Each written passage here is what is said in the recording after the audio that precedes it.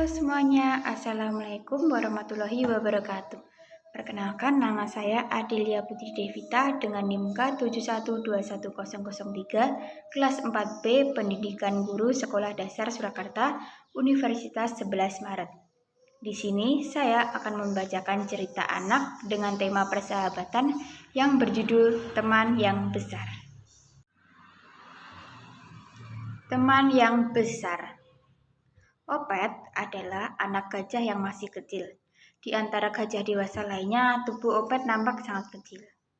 Namun, saat berada di antara anak-anak hewan kecil lainnya, tubuh Opet tampak sangat besar.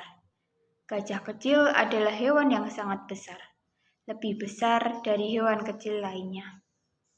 Suatu hari, Opet melihat 3 anak kancil kecil. Mereka sedang membuat jalan setapak rahasia di antara ilalang tinggi.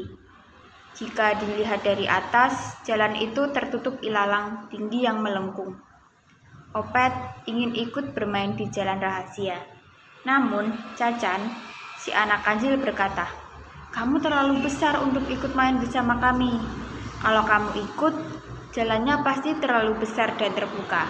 Tidak bisa disebut jalan rahasia lagi, kan?" Opet pergi dengan sedih. Lalu ia bertemu 3 ekor zebra kecil yang sedang bermain petak umpet.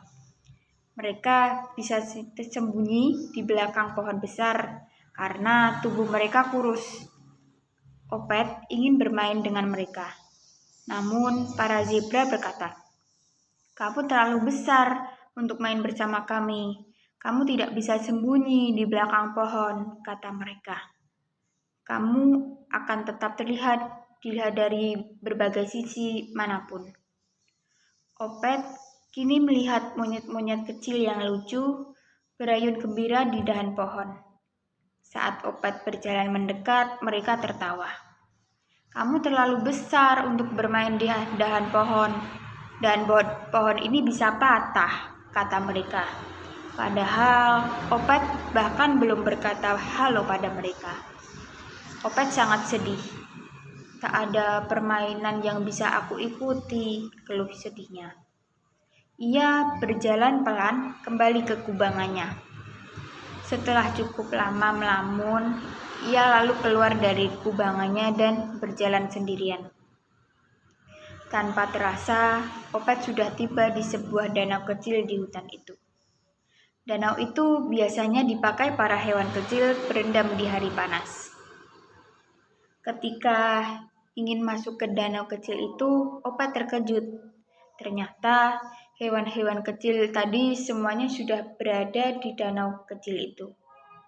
Mereka kepanasan setelah lelah bermain dan mereka ingin berendam. "Kami tidak bisa berenang," kata anak monyet kecil itu.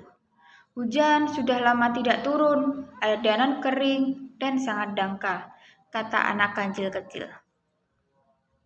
Ketika gajah kecil mendengarnya, ia berhenti, sedih, dan tersenyum.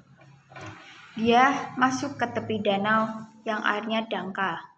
Ketika ia lakukan itu, tubuhnya yang gemuk mengisi banyak ruangan, sehingga airnya naik lagi dan naik lagi, sampai ke tepi danau. Opet tersenyum girang. "Lihat," katanya. "Sekarang kalian bisa masuk." "Wah, iya, kita bisa masuk," kata hewan lainnya, dan mereka pun masuk. Tak lama kemudian, mereka bermain bermacam-macam permainan air dengan riang.